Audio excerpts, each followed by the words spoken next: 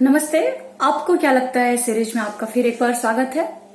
और आज फिर मेरे कुछ सवाल हैं और आज के सवाल का जो मूल है वो ये है कि इस लॉकडाउन के समय में जो हमने अपनाया है या फिर परिस्थितियों ने हमें अपनाने के लिए विवश किया है या फिर इन परिस्थितियों में हमने जो ढूंढ निकाला है ऑनलाइन एजुकेशन। जी हाँ, मेरा सवाल आज इसी मसले से जुड़ा हुआ है और ऑफ कोर्स पॉइंट ये है कि आपको क्या लगता है।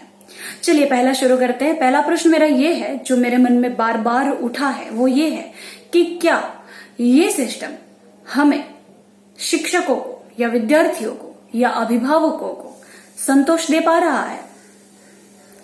सबसे पहला सवाल तो ये है कि क्या शिक्षक को खुद आत्मसंतोष मिल रहा है?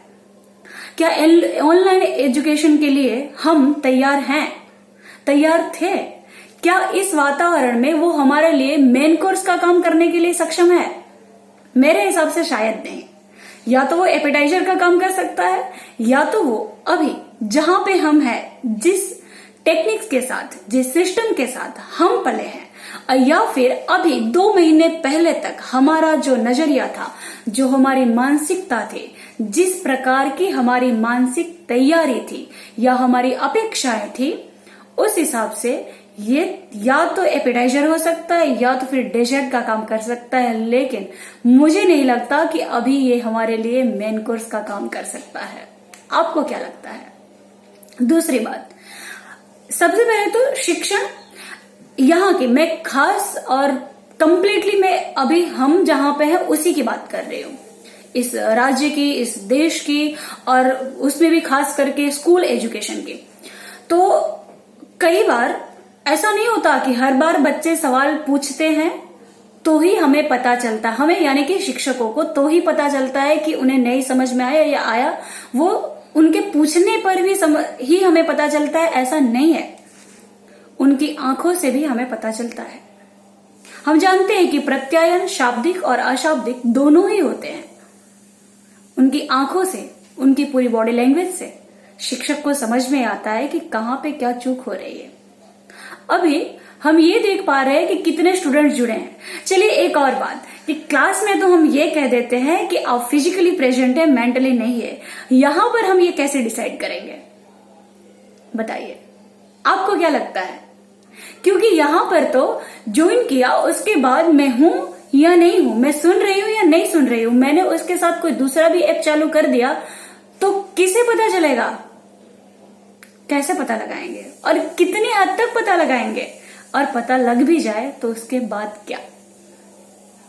शिक्षण कभी भी सिर्फ और सिर्फ वन वे सजेशंस या ऑर्डर के हिसाब से ग्रहण नहीं होता, वो हम भी जानते हैं। पर आपको क्या लगता है ना? आप अपनी राय जरूर दीजिए।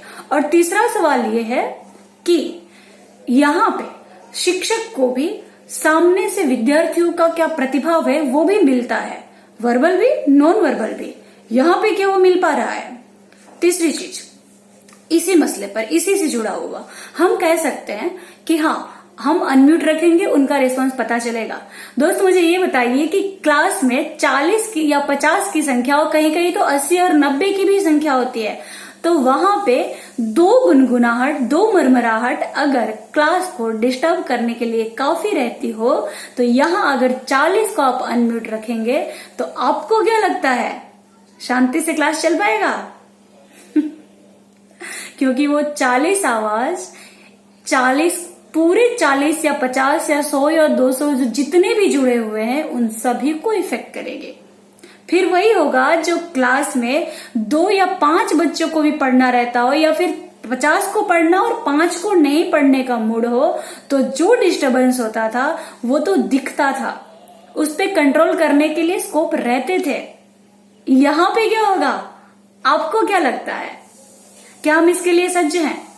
क्या हम इस सिस्टम से रोज पढ़ने के लिए सज्ज हैं?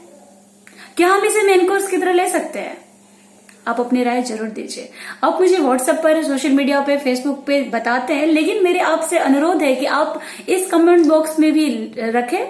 क्यों? आपको क्या लगता है? ऑफ कोर्स मुझे अच्छा लगता है और मुझे लगता है कि हम जुड़े हुए हैं। तो आज ये सवाल आप भी चिंतन कीजिए, आप भी मंथन कीजिए, विचार कीजिए, विमर्श कीजिए और फिर जरूर जुड़े रहिए। Thank you so much.